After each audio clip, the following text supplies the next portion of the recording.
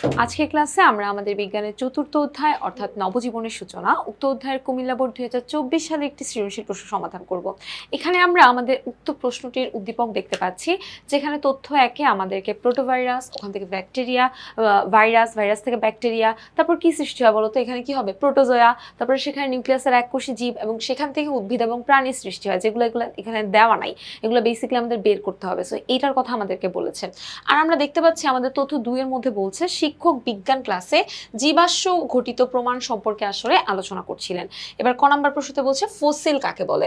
So আমাদের fossil basically কাকে বলে, দেখো আমাদের ভূগর্ভের শিলাস্তরে, মানে আমাদের মাটির নিচে যে শিলাস্তর থাকে সেখানে দীর্ঘদিন ধরে চাপা পড়ে থাকা জীবের যে সামগ্রিক বা আংশিক যে প্রস্তরীভূত দেহ বা দেহচাপ, সেটাকেই বলা হয় ফসিল।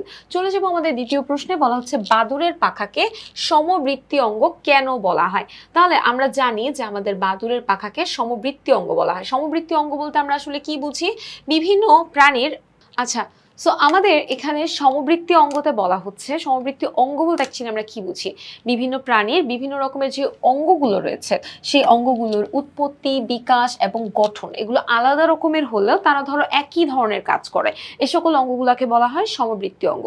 মনে করো তুমি আর আরেকজন, দুজন দেখতে আলাদা বাট তোমরা একই ধরনের কাজ করো, সো ওইটাকে তোমাদেরকে বলা যেতে পারে সমবৃত্তি। সো একই রকমের অঙ্গগুলোকে বলে সমবৃত্তি অঙ্গ।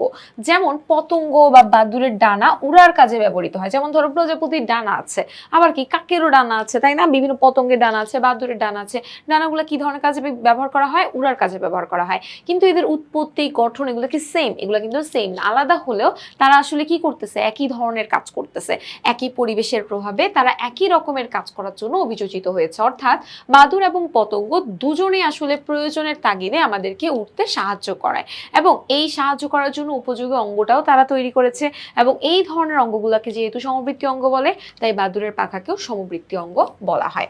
চলে যাব আমাদের পরবর্তী প্রশ্নে। আমাদের পরবর্তী প্রশ্নে আমরা একটু দেখে নিই কি বলছে। আমাদের পরবর্তী প্রশ্নতে বলা হচ্ছে তথ্য একের আলোকে এক্স এবং ওয়াই এর উদ্ভবটা ব্যাখ্যা করো।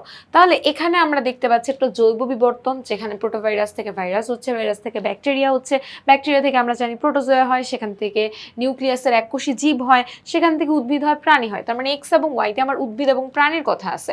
তাহলে এই যে আমার উদ্ভিদ এবং প্রাণীটা, এটার কিভাবে এদের উদ্ভব ঘটলো, কিভাবে এটা আসলো, এই জিনিসগুলো নিয়ে বেসিক্যালি তোমাকে আলোচনা করতে বলেছে। তাহলে দেখো আমরা এটাকে কিভাবে আনসার করতে পারি। আমাদের বলা হচ্ছে উদ্দীপকের তথ্য একের প্রক্রিয়াটি হলো জৈব বিবর্তনের। এক্ষেত্রে এক্স এবং ওয়াই হলো উদ্ভিদ এবং প্রাণী। জৈব বিবর্তনের মাধ্যমে আমাদের কি হচ্ছে, একদম প্রোটোভাইরাস থেকে উদ্ভিদ প্রাণী পর্যন্ত সব এই যে জীবগুলা এগুলোর উদ্ভব করতেছে। তো কিভাবে হইতেছে, যেই ডায়াগ্রামটা আমাদের উদ্দীপকে ছিল আমরা সেম ডায়াগ্রামটা ড্র করেছি এবং যেগুলা গ্যাপ ছিল ওখানে জাস্ট লিখে দিছি কোনটা কি হবে। সো ব্যাকটেরিয়া থেকে প্রোটোজোয়া, সেখান থেকে সুগঠিত নিউক্লিয়াসের এককোষী জীব আসবে এবং সেখান থেকে কিন্তু উদ্ভিদ এবং প্রাণী জন্ম নিচ্ছে। সো পরবর্তীতে আমরা চলে যাই, আমাদের এখানে বলা হচ্ছে সময়ের সাথে কোনো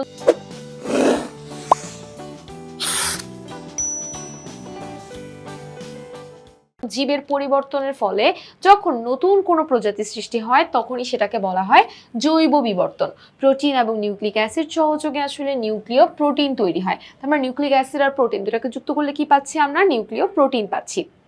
এই নিউক্লিয় প্রোটিন থেকে আসলে এই প্রোটোভাইরাস সৃষ্টি হয় এবং সেটা থেকে সৃষ্টি হয় ভাইরাস, ভাইরাস থেকে আবার হলো গিয়ে যেটা সৃষ্টি হবে করে ধীরে ধীরে তোমরা হলো এক্সপ্লেইন করতে থাকবা। তাহলে ভাইরাস জীব এবং জ্বরের যে মধ্যবর্তী অবস্থা, ঠিক আছে, জ্বর এবং জীবের মধ্যবর্তী অবস্থাকে আসলে নির্দেশ করে কি ভাইরাস। এই ভাইরাসের পরবর্তীতে উদ্ভব হয় ব্যাকটেরিয়া এবং তারপরে আসে কি প্রোটোজোয়া আসে। সো ভাইরাসের যে নিউক্লিয়াস, সেই নিউক্লিয়াসটা হয় আদি প্রকৃতির, তাই এটাকে আদি কোষও বলা হয়।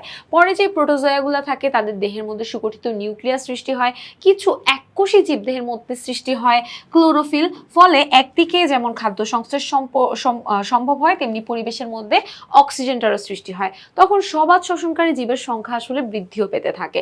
এককোষী থেকে বহুকোষী জীবের উদ্ভব হয়। এরপরে একদিকে উদ্ভিদ এবং অপরদিকে প্রাণী, এই দুটি ধারায় আসলে জীবের অভিব্যক্তি বা বিবর্তনটা শুরু হতে থাকে। চলে যাব আমাদের পরবর্তী কোয়েশ্চেনে। সো আমাদের পরবর্তী কোয়েশ্চেনে কি বলা হচ্ছে যে শিক্ষকের আলোচ্য বিষয়টি, তাহলে শিক্ষক আলোচনা করেছিল তথ্য 2 যে যে শিক্ষক বিজ্ঞান ক্লাসে জীবাশ্ম ঘটিত প্রমাণ সম্পর্কে আলোচনা করেছিল। বলছে যে শিক্ষকের আলোচ্য বিষয়টাকে আসলে এই তথ্য 2 কে সমর্থন করতেছে কিনা, তোমার মতামত আসলে দাও। ঠিক আছে, এইটা মানে আসলে আমাদের তথ্য 1, এই যে আমার তথ্য 1 যে জৈব বিবর্তন ছিল এটাকে সমর্থন করে কিনা সেটা একটা মতামত আসলে তোমাকে দিতে বলেছেন। সো আমাদের বলা হচ্ছে যে উদ্দীপকের উল্লেখিত শিক্ষকের আলোচ্য বিষয়টি হলো জীবাশ্ম ঘটিত প্রমাণ, যেটা উদ্দীপকের তথ্য আসলে 1-এর যে জৈব বিবর্তন ছিল সেটাকে সমর্থন করে। নিচে এর সপক্ষে যুক্তি দেওয়া হলো। তাহলে আমাদের বিবর্তন নিয়ে আসলে যুক্তি দিয়ে দিয়েছে। বলছে বিবর্তন হলো আমাদের সময়ের সাথে সাথে কোনো জীবের যদি পরিবর্তন হয় তাহলে সেই পরিবর্তনের ফলে নতুন একটা প্রজাতি সৃষ্টি হওয়া, কালের পরিক্রমায়। তার মানে আমাদের এই যে কালে কালে আমাদের প্রোটোভাইরাস কি হচ্ছে, বিবর্তিত হয়ে যাচ্ছে, বিবর্তিত হয়ে বহুকোষী জীব এবং বহুকোষী জীবগুলোকে উদ্ভব করতেছে এবং প্রাণীর উদ্ভব ঘটাচ্ছে। বিবর্তনের আলোচনায় বেসিক্যালি 2টা মূল বিষয়কে পার্থক্য দেওয়া হয়। একটা হলো আমাদের এই বিবর্তনের প্রমাণ, অন্যটা হলো বিবর্তনের পদ্ধতি। সো আমাদের এখানে বলা হচ্ছে যে বিবর্তন সম্পর্কে যত ধরনের প্রমাণগুলো আসলে আছে তাদের মধ্যে জীবাশ্ম ঘটিত যেই প্রমাণটা সেটা সব থেকে বেশি গুরুত্বপূর্ণ। আমাদের ভূমির গর্ভের মানে ভূগর্ভের শিলাস্তরের মধ্যে দীর্ঘদিন ধরে চাপা থাকা যদি কোনো প্রস্তরীভূত দেহ বা দেহ ছাপ পাওয়া যায় তাহলে সেটাকে বলা হয় জীবাশ্ম। জীবাশ্মের মাধ্যমে আমরা অকাট্যভাবে এটা প্রমাণ করতে পারি যে বিবর্তনের মাধ্যমে ধারাবাহিকভাবে এরকম জীব থেকে অন্যরকম জীবের উৎপত্তি ঘটেছে। জীবাশ্মকে প্রাগৈতিহাসিক যুগের বা বিগতকালের জীবন্ত সাক্ষী হিসেবে আসলে গণ্য করা যেতে পারে। আমাদের এই যে শিলাস্তরগুলো রয়েছে, শিলাস্তর থেকে জীবাশ্ম দেখে জীবের জীবিতকালের তথ্য আমরা আসলে পেতে পারি। সে যে কোন স্থানে বসবাস করেছিল বা তার বয়স কত বা তার মধ্যে কার্বন ডাই অক্সাইডের পরিমাণ কতটুকু, সে জীবন্তকালে তার আসলে কেমন জিনিস ছিল, এই জিনিসগুলোর তথ্য আমরা আসলে জীবাশ্ম থেকেই পেতে পারি। তাছাড়া ওই জীবাশ্মের বৈশিষ্ট্য দেখে বর্তমান এবং অতীতের যোগসূত্র পাওয়া যায়। সো আমাদের বলা হচ্ছে যে অর্থাৎ জীবাশ্মের মাধ্যমে জীবের যে বিবর্তন সেই বিবর্তনের তথ্য পাওয়া যায়।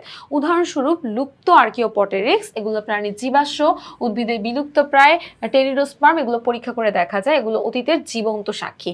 অতএব এই ধরনের আলোচনার প্রেক্ষিতে আমরা এটা বলতে পারি যে শিক্ষকের আলোচ্য করা যে বিষয়টা সেটা আমাদের তথ্য 1-কে মানে তথ্য 1-এর যে বিবর্তন আছে সেটাকে একদমই সম্পূর্ণভাবে সমর্থন করে। আশা করি আজকে ক্লাসে সকলে খুব ভালো করে বুঝতে পেরেছো। পরবর্তীতে আবার একটি পর্বে সকলের সঙ্গে দেখা হয়ে যাবে। সবাইকে আল্লাহ হাফেজ।